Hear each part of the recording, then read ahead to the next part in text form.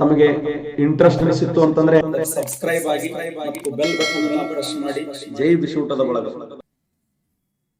ಸ್ವದೇಶಿ ಚಳವಳಿ ಪ್ರಾರಂಭವಾದ ಸಮಯ ಯಾವುದೊಂದು ಕ್ವಶನ್ ಆಗಿದೆ.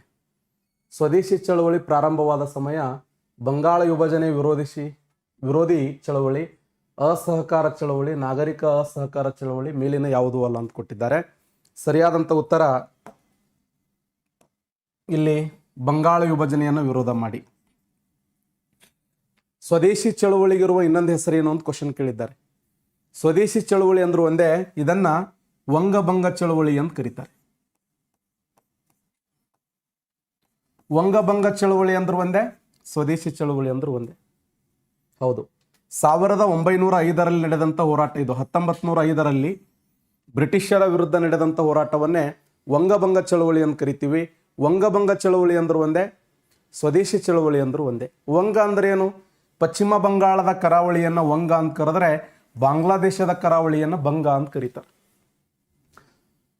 ಉದ್ದೇಶಪೂರ್ವಕವಾಗಿ ಲಾರ್ಡ್ ಕರ್ಜನ್ ಪಶ್ಚಿಮ ಬಂಗಾಳ ಹಾಗೂ ಪೂರ್ವ ಬಂಗಾಳಗಳನ್ನು ವಿಭಾಗ ಮಾಡಬೇಕು ಅಂತ ತಿಳ್ಕೊಂಡು, ಪಶ್ಚಿಮ ಬಂಗಾಳದಲ್ಲಿ ಹಿಂದೂಗಳು, ಪೂರ್ವ ಬಂಗಾಳದಲ್ಲಿ ಮುಸಲ್ಮಾನರು, ಭಾರತ ದೇಶದಲ್ಲಿ ಕೋಮುಗಲಭೆಯನ್ನು ಹೆಚ್ಚಿಸಬೇಕು, ಕೋಮುಗಲಭೆಯನ್ನು ಹೆಚ್ಚಿಸಿ ಭಾರತ ದೇಶವನ್ನು ವಿಭಜನೆ ಮಾಡುವ ಉದ್ದೇಶಕ್ಕಾಗಿ 1905 ಅಕ್ಟೋಬರ್ 16, ಇದು ಭಾಳ ಸರಿ ಎಕ್ಸಾಮ್ ಕ್ವಶನ್ ಕೇಳ್ಯಾನ. ಬಂಗಾಳ ವಿಭಜನೆಯಾಗಿರುವಂಥ ವರ್ಷ ಯಾವುದಂದ್ರೆ 1905 ಅಕ್ಟೋಬರ್ 16ರಂದು ಪಶ್ಚಿಮ ಬಂಗಾಳ ಹಾಗೂ ಪೂರ್ವ ಬಂಗಾಳಗಳನ್ನು ವಿಭಾಗ ಮಾಡಿದವರು ಲಾರ್ಡ್ ಕರ್ಜನ್.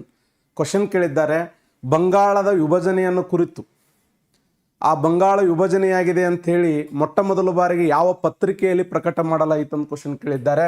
ಅದು ಕೆ ಮಿತ್ರಾ ಅವರು ಬರೆದ ಸಂಜೀವಿನಿ ಎನ್ನುವಂಥ ಪತ್ರಿಕೆ. ಸಂಜೀವಿನಿ, ಕೆ ಮಿತ್ರಾ ಅವರು ಬರೆದ ಸಂಜೀವಿನಿ, ಕೃಷ್ಣಕುಮಾರ್ ಮಿತ್ರ ಅಂತ ಕರಿತೀವಿ. ಆ ಕೃಷ್ಣಕುಮಾರ್ ಮಿತ್ರ ಅವರು ಬರೆದಂಥ ಸಂಜೀವಿನಿ ಎನ್ನುವಂಥ ಪತ್ರಿಕೆಯಲ್ಲಿ ಈ ಬಂಗಾಳ ವಿಭಜನೆಯ ಕುರಿತು ಸಾಕಷ್ಟು ಮಾಹಿತಿಯನ್ನು ನೀಡಲಾಯಿತು ಅಂತ. ವಂಗಭಂಗ ಚಳವಳಿ ಅಂದ್ರು ಒಂದೇ, ಸ್ವದೇಶಿ ಚಳವಳಿ ಅಂದ್ರು ಒಂದೇ. ಹಾಗಾದ್ರೆ ವಂಗಭಂಗ ಚಳವಳಿ ಯಾವ ಕಾಂಗ್ರೆಸ್ ಅಧಿವೇಶನದಲ್ಲಿ ಕೈಗೊಂಡ ನಿರ್ಣಯ ಅಂತ ಕ್ವಶನ್ ಕೇಳಿದ್ದಾರೆ. ವಂಗಭಂಗ ಚಳವಳಿಯನ್ನ 1905 ಬಿಹಾರ್ ರಾಜ್ಯದ ಉತ್ತರ ಪ್ರದೇಶದ ವಾರಣಾಸಿ ಕಾಂಗ್ರೆಸ್ ಅಧಿವೇಶನ. ಉತ್ತರ ಪ್ರದೇಶದ ವಾರಣಾಸಿ ಕಾಂಗ್ರೆಸ್ ಅಧಿವೇಶನದ ಅಧ್ಯಕ್ಷರು ಯಾರಾಗಿದ್ರು? ಗೋಪಾಲ್ ಕೃಷ್ಣ ಗೋಖಲೆ. ಈ ಗೋಪಾಲ್ ಕೃಷ್ಣ ಗೋಖಲೆಯವರು ಉತ್ತರ ಪ್ರದೇಶದ ವಾರಣಾಸಿ ಕಾಂಗ್ರೆಸ್ ಅಧಿವೇಶನದ ಅಧ್ಯಕ್ಷರಾಗಿ, ಆ ಅಧಿವೇಶನದಲ್ಲಿ ಅವರು ಹೇಳಿದಂಥ ಮಾತೇನು ಅಂತಂದ್ರೆ, ಲಾರ್ಡ್ ಕರ್ಜನ್ ಅನ್ನ ಬ್ರಿಟಿಷ್ ಔರಂಗಜೇಬ ಅಂತ ಕರೀತಾರೆ. ಇದು ಕ್ವಶನ್ ಆಗಿದೆ. ಯಾರನ್ನ ಬ್ರಿಟಿಷ್ ಔರಂಗಜೇಬ ಎಂದು ಕರೆಯುತ್ತಾರಂದ್ರೆ ಲಾರ್ಡ್ ಕರ್ಜನ್. ಲಾರ್ಡ್ ಕರ್ಜನ್ ಅನ್ನ ಬ್ರಿಟಿಷ್ ಔರಂಗಜೇಬ ಎಂದು ಕರೆದವರು ಯಾರಂದ್ರೆ ಗೋಪಾಲ್ ಕೃಷ್ಣ ಗೋಖಲೆ. ಅದೇ ಸಮಯದಲ್ಲಿ ಬಂಗಾಳದ ವಿಭಜನೆಯನ್ನು ವಿರೋಧಿಸಿ ಮಾಡಿದಂಥ ಹೋರಾಟ ಯಾವುದಂದ್ರೆ ವಂಗಭಂಗ ಚಳವಳಿ. ವಂಗಭಂಗ ಚಳವಳಿ ಅಂದ್ರು ಒಂದೇ, ಸ್ವದೇಶಿ ಚಳವಳಿ ಅಂದ್ರು ಒಂದೇ. 1905ರಲ್ಲಿ ಪ್ರಾರಂಭವಾಗಿ 1911ಕ್ಕೆ ಅಂತ್ಯ ಆಗ್ತದೆ ಇದು. ಈ ವಂಗಭಂಗ ಚಳವಳಿ ಅಥವಾ ಸ್ವದೇಶಿ ಚಳವಳಿಯ ನಾಯಕತ್ವ ವಹಿಸಿಕೊಂಡವರು ಯಾರಂದ್ರೆ ಗೋಪಾಲ್ ಕೃಷ್ಣ ಗೋಖಲೆ. ರವೀಂದ್ರನಾಥ್ ಟ್ಯಾಗೋರ್ ಅವರು ಅಮಾರ ಸೋನ ಬಾಂಗ್ಲಾ ಅನ್ನುವಂಥ ಗೀತೆಯನ್ನು ಹಾಡಿದರು. ಒಂದೇ ಮಾತರಂ ಅನ್ನುವಂಥ ಗೀತೆಗಳನ್ನು ಹಾಡಲು ಶುರು ಮಾಡಿದರು. ಬೀದಿಗಳಲ್ಲಿ ಸ್ವತಂತ್ರ ಹೋರಾಟದ ಕಹಳೆಯನ್ನು ಕೂಗಲಾಯಿತು. ಭಾರತದ ರಾಷ್ಟ್ರೀಯ ಹೋರಾಟದಲ್ಲಿ ಆರಂಭದಲ್ಲಿ ನಡೆದಂಥ ಅತ್ಯಂತ ದೊಡ್ಡ ಹೋರಾಟ ಅಂದ್ರೆ ಅದು ಸ್ವದೇಶಿ ಚಳವಳಿ, ನೆನಪಿಡಿ. Next question.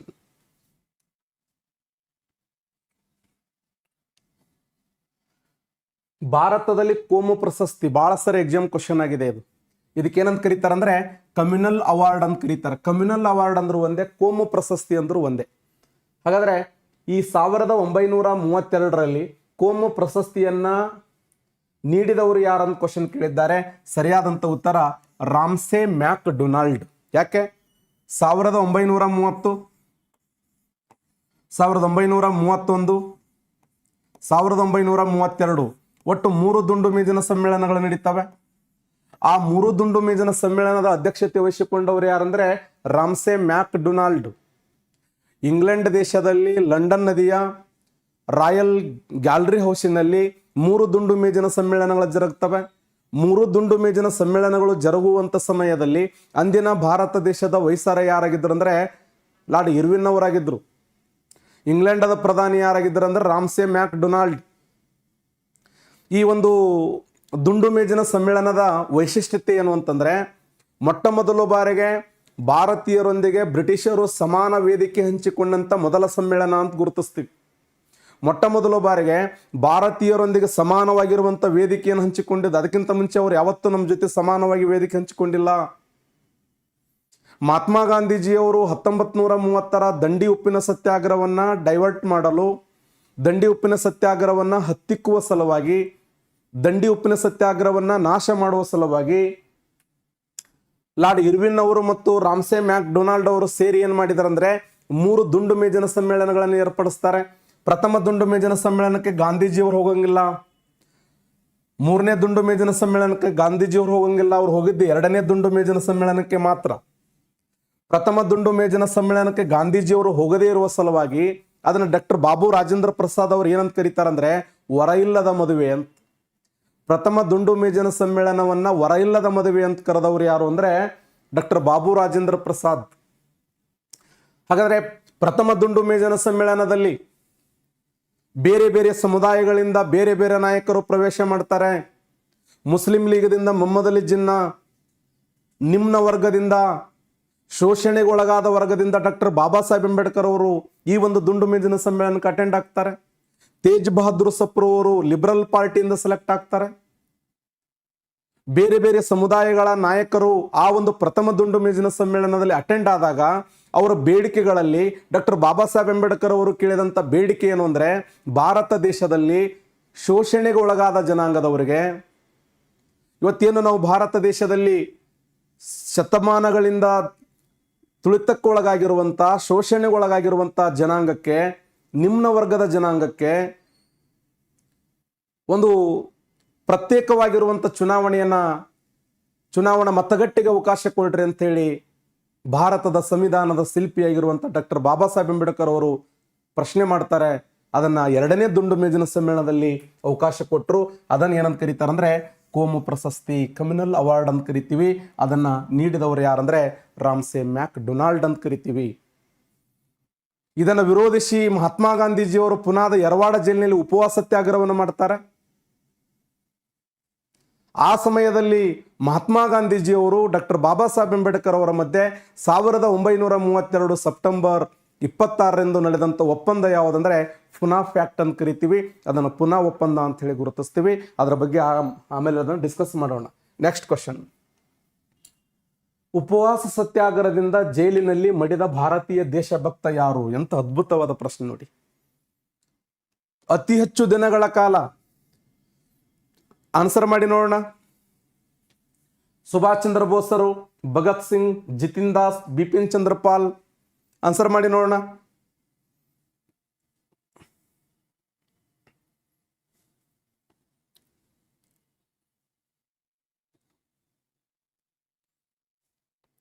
ಸೂಪರ್, ಎಕ್ಸಲೆಂಟ್, ಎಲ್ಲರೂ ಆನ್ಸರ್ ಮಾಡ್ತಾ ಇದ್ದೀರಿ. ಸರಿಯಾಗಿರುವಂತ ಉತ್ತರ ಜಿತಿನ್ ದಾಸ್. 63 ದಿನಗಳ ಕಾಲ ಉಪವಾಸವನ್ನು ಮಾಡಿದ್ರು. ಕ್ವಶನ್ ಆಗಿದೆ. ಭಗತ್ ಸಿಂಗ್ ರಾಜಗುರು ಸುಖದೇವರ ಸಾವನ್ನ ಖಂಡಿಸಿದರು. ಭಗತ್ ಸಿಂಗ್ ಸುಖದೇವ್ ರಾಜಗುರು, ಆ ಭಗತ್ ಸಿಂಗ್ ಸುಖದೇವ್ ರಾಜಗುರು ಸಾವನ್ನ ಮಹಾತ್ಮ ಗಾಂಧೀಜಿಯವರು ಏನಂತ ಕರೀತಾರಂದ್ರೆ ದಾರಿ ತಪ್ಪಿದ ನಾಯಕರು. UPSC ಕೇಳಿದ ಪ್ರಶ್ನೆ.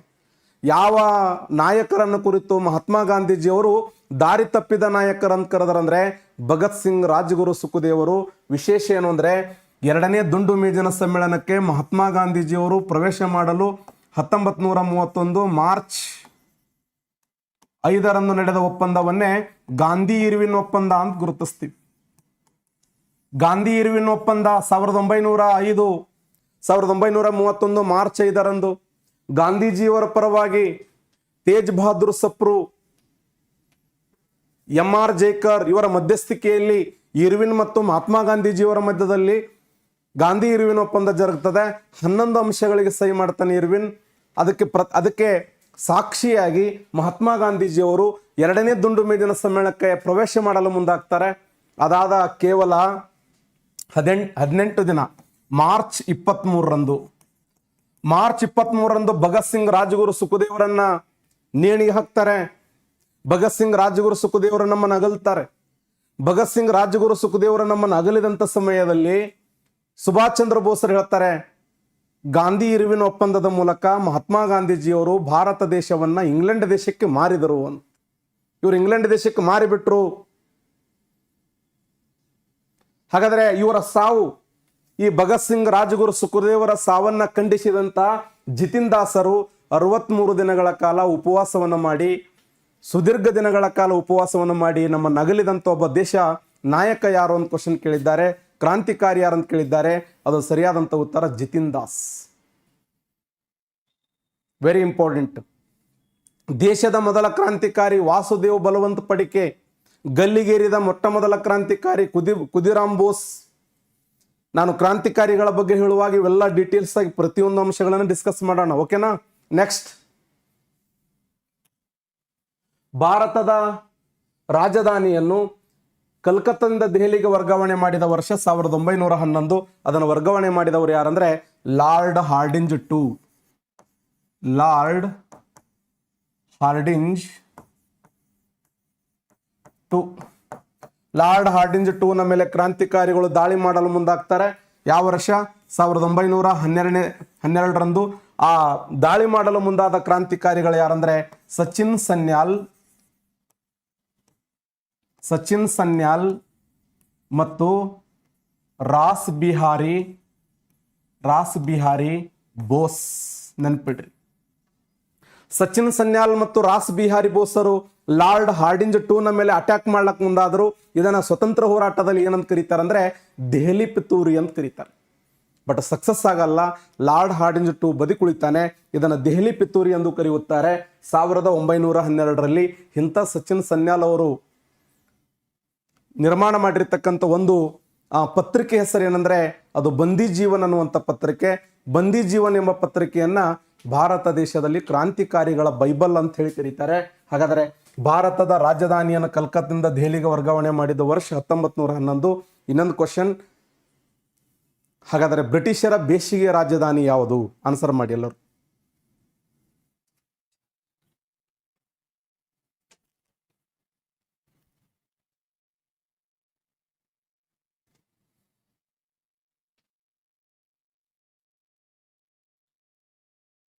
ಆನ್ಸರ್ ಮಾಡಿ ಎಲ್ಲ ನೋಡೋಣ.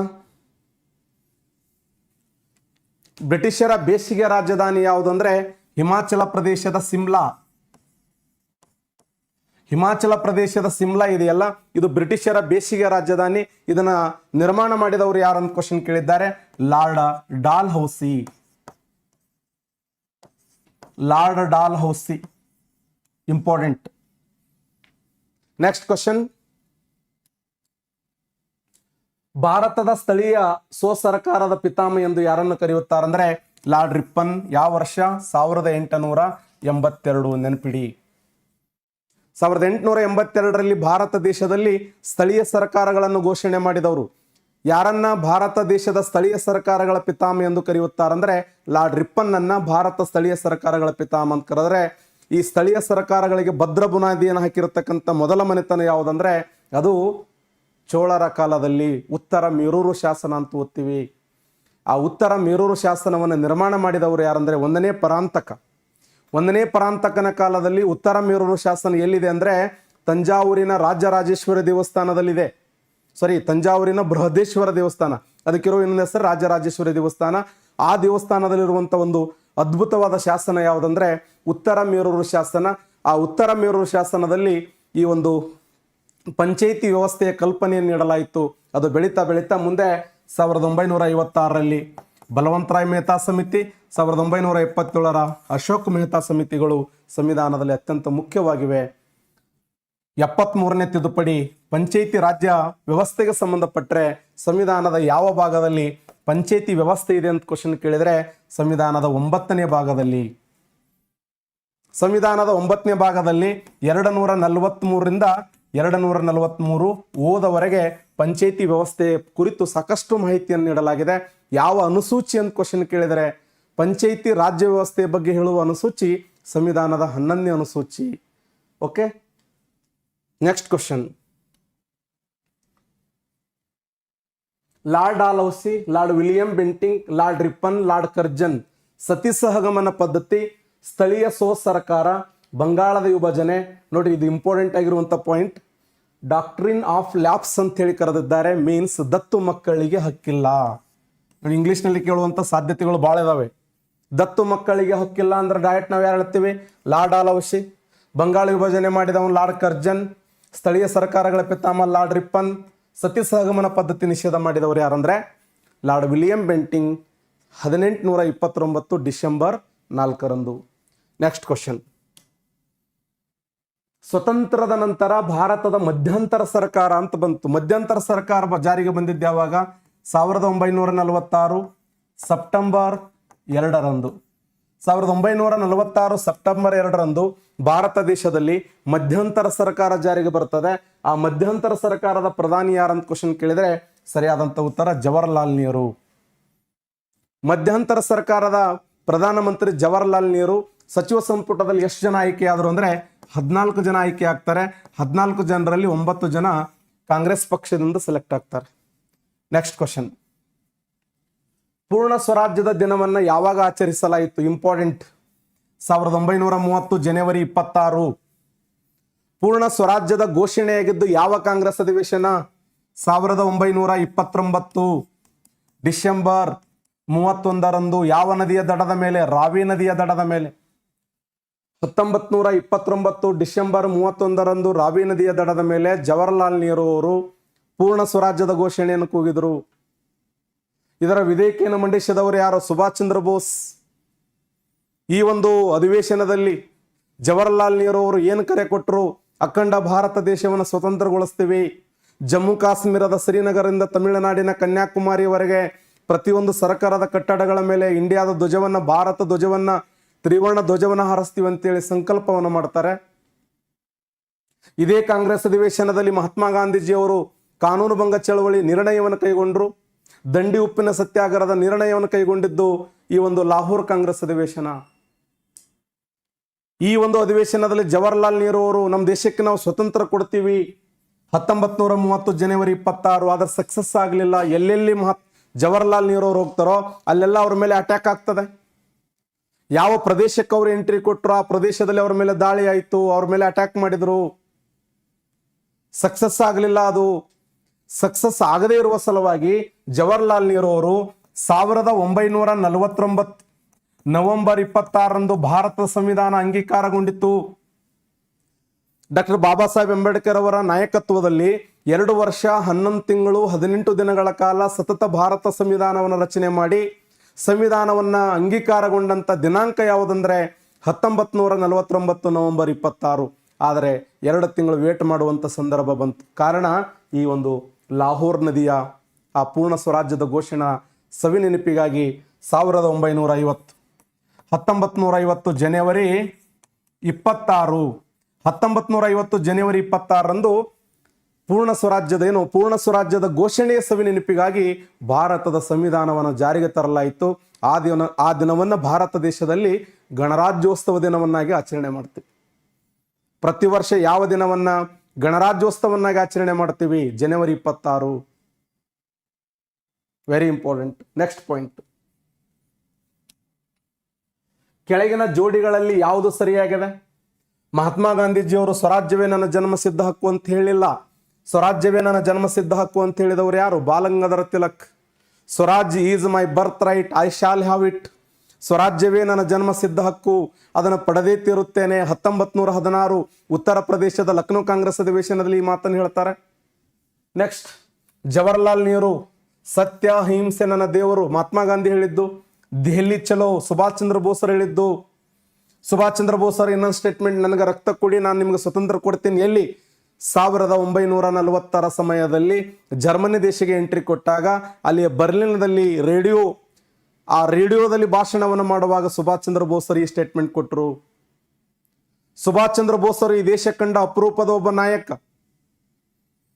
ಅವರ ತಂದೆ ತಾಯಿಯ ಕನಸು, ಅವರ ತಂದೆ ತಾಯಿಯ ಆಶೆ ಏನಾಗಿತ್ತು? ತನ್ನ ಮಗ ICS ಅಧಿಕಾರಿ ಆಗಲಿ ಅಂತ. ಆದರೂ ಇಂಗ್ಲೆಂಡ್ ದೇಶದಲ್ಲಿ ಅವರು 4ನೇ ರ್ಯಾಂಕ್ ಅನ್ನು ಗಳಿಸಿದರು. ಆ ಇಂಗ್ಲೆಂಡ್ ದೇಶದ ವ್ಯಕ್ತಿಗಳೊಂದಿಗೆ ಪೈಪೋಟಿ ಮಾಡಿ 4ನೇ ರ್ಯಾಂಕ್ ಅನ್ನು ಗಳಿಸಿದರು. ಹುಟ್ಟಿದ್ದು ಒಡಿಸ್ಸಾ ರಾಜ್ಯದ ಕಟಕ್ ಅನ್ನುವಂಥ ಸ್ಥಳದಲ್ಲಿ. ಸುಭಾಷ್ ಚಂದ್ರ ಬೋಸರು 1920ರಲ್ಲಿ ತಮ್ಮ ಹುದ್ದೆಗೆ ರಾಜೀನಾಮೆ ಕೊಟ್ಟರು.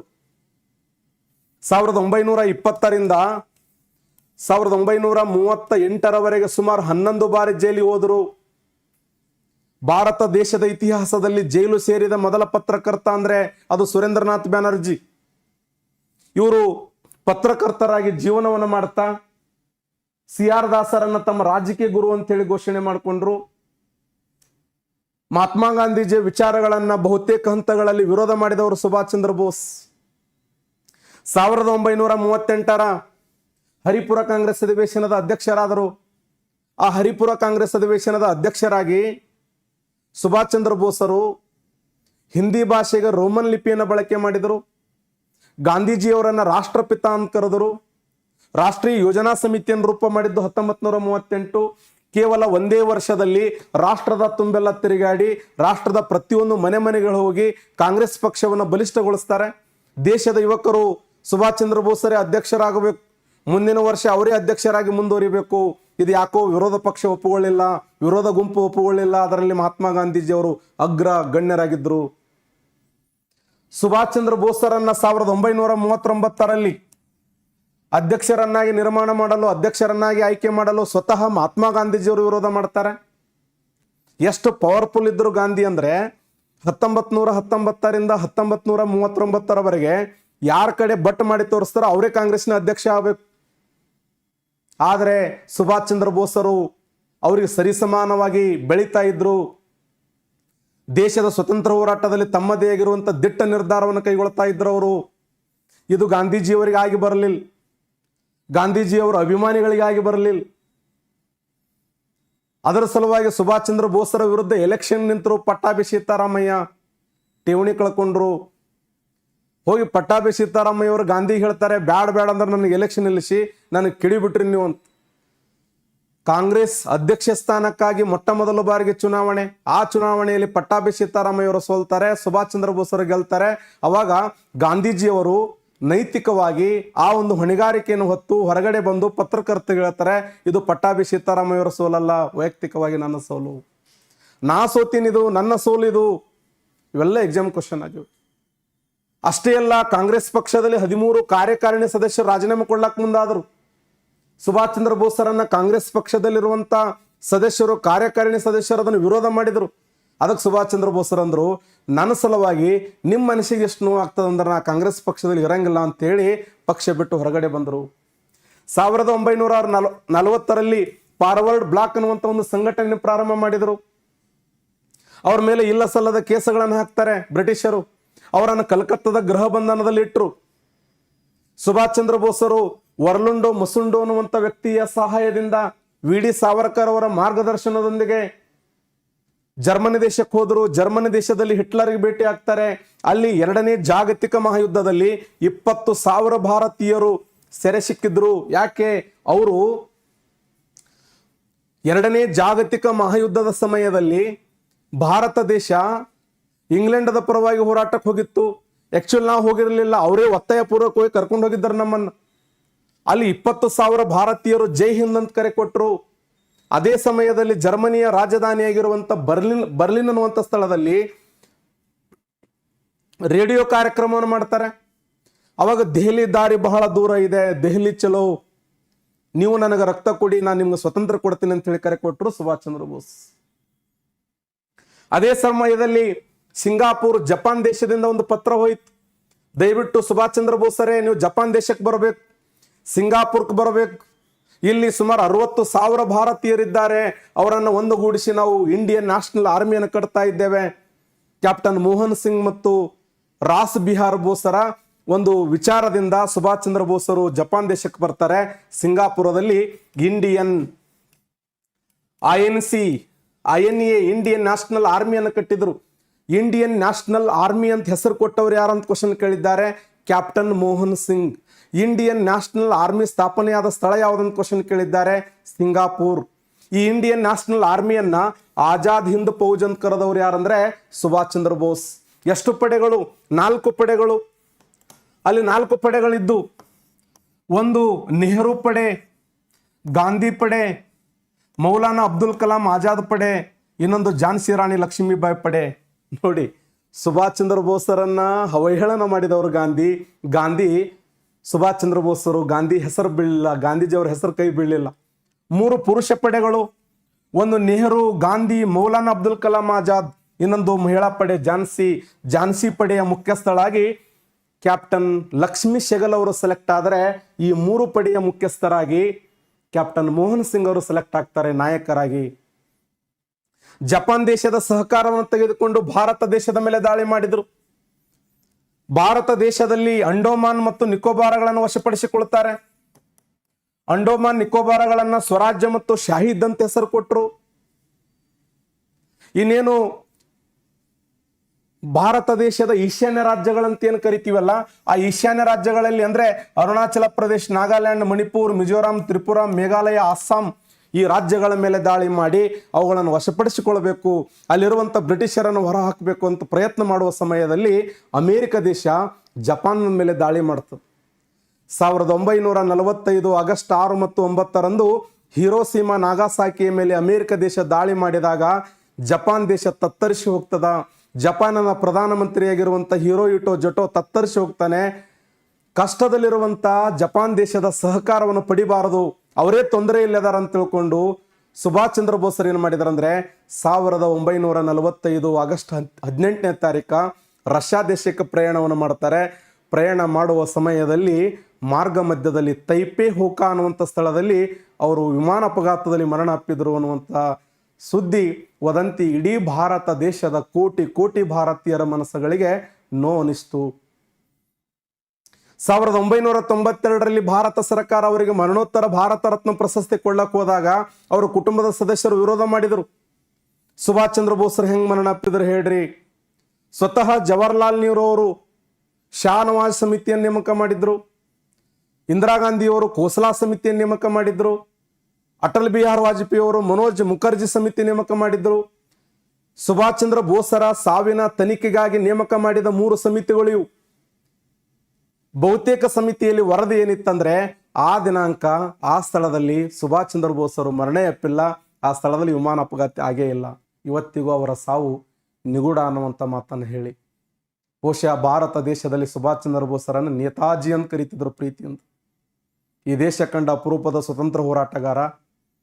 ಆ ಸೈನ್ಯ ಏನು ಇಂಡಿಯನ್ ನ್ಯಾಷನಲ್ ಆರ್ಮಿ ಇತ್ತಲ್ಲ, ಆ ಸೈನ್ಯವನ್ನ ಕೆಂಪು ಕೋಟೆಯಲ್ಲಿ ವಿಚಾರಣೆಗೆ ಒಳಪಡಿಸ್ತಾರೆ.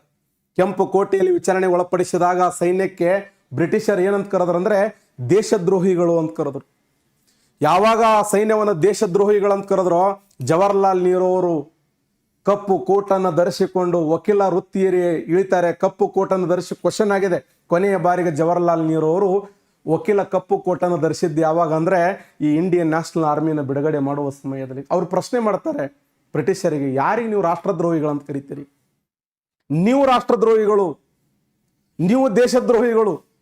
ಹೌದಾ? 2ನೇ ಜಾಗತಿಕ ಮಹಾಯುದ್ಧದಲ್ಲಿ ಬ್ಯಾಡ್ ಅಂದ್ರು ಭಾರತೀಯ ಸೈನ್ಯವನ್ನು ಅಲ್ಲೆಂದಿದ್ದು ಒಟ್ಟು ನಮ್ಮ ಕರ್ಕೊಂಡು ಹೋಗಿ ಅವಕ್ಕೆ ಸುಮ್ಮನೆ ಯುದ್ಧಕ್ಕೆ ನಿಲ್ಲಿಸಿ ಅವರನ್ನು ಜರ್ಮನಿ ದೇಶ, ಜಪಾನ್ ದೇಶದಲ್ಲಿ ಅವ್ರನ್ನ ಸೆರೆ ಬಂಧಿಸಿ ಅವ್ರ ಪಾಪ ಸೈನ್ಯ ಕಟ್ಕೊಂಡು ಬಂದಾರ. ಅವ್ರಿಗೆ ನೀವು ದೇಶದ್ರೋಹಿಗಳು ಅಂತ ಕರಿತೀರಿ? ಯಾರಿಗಂತೀರಿ ನೀವು ದೇಶದ್ರೋಹಿಗಳು? ಜವಾಹರ್ಲಾಲ್ ನೆಹರು ಅವರು ವಾದ ಮಾಡಕ್ಕೆ ಶುರು ಮಾಡಿದರು. ಅವರಿಗೆ ಬೆಂಬಲವನ್ನು ಕೊಟ್ಟವರು ಭೂಲಾಬಾಯಿ ದೇಸಾಯಿ, ಅರುಣಾ ಅಸಾಫ್ ಅಲಿ ಎಲ್ಲರೂ ಕೋಟನ್ನು ಧರಿಸ್ಕೊಳ್ಳೋದು, ಹೋಗಿ ನಿಂದ್ರೋದು, ಬ್ರಿಟಿಷರಿಗೆ ಕೇಳೋದು ಯಾರಿಗಂತೀರಪ್ಪ ದೇಶದ್ರೋಹಿಗಳು? ನೀವು ದೇಶದ್ರೋಹಿಗಳು. ಅವಾಗ ಇವರು ಹೊಡೆತಕ್ಕ ಆ ಬ್ರಿಟಿಷರು ಏನು ಮಾಡಿದಾರೆ ಅಂದ್ರೆ ದಯವಿಟ್ಟು ಹಣ ಅಲ್ಲಕ್ಕೆ ಹೋಗ್ಬಿಡ್ರಿ, ಬಿಟ್ಟು ಬಿಡ್ರಿ ಅಂತ ತಿಳ್ಕೊಂಡು ಇಡೀ ಸೈನ್ಯವನ್ನು ಬಿಡುಗಡೆ ಮಾಡ್ತಾರೆ. ಇದು ಜವಾಹರ್ಲಾಲ್ ನೆಹರು ಮಾಡಿದ ಅದ್ಭುತವಾದ ಸಾಧನೆಗಳಲ್ಲಿ ಒಂದು ಅನ್ನುವಂಥ ಮಾತನ್ನು ಹೇಳಿ ನಾಳೆ ಅವಧಿಯಲ್ಲಿ ಇದರ ಮುಂದುವರೆದ ಭಾಗ ಡಿಸ್ಕಸ್ ಮಾಡೋಣ. ತಾವೆಲ್ಲ 1 ಗಂಟೆ ಕ್ಲಾಸ್ ಹೇಳ್ರಿ ಅಂತೇಳಿ ಸಾಕಷ್ಟು ಕಮೆಂಟ್ ಬಾಕ್ಸ್ದಲ್ಲಿ SMS ಮಾಡಿದ್ದೀರಿ. ನಾಳೆಯಿಂದ ನಾನು 1 ಗಂಟೆ ಕ್ಲಾಸ್ಗಳನ್ನು ಹೇಳ್ತೀನಿ. ಚೆನ್ನಾಗಿ ಓದ್ರಿ, ಒಳ್ಳೆಯದಾಗಲಿ. ನಮಸ್ಕಾರ.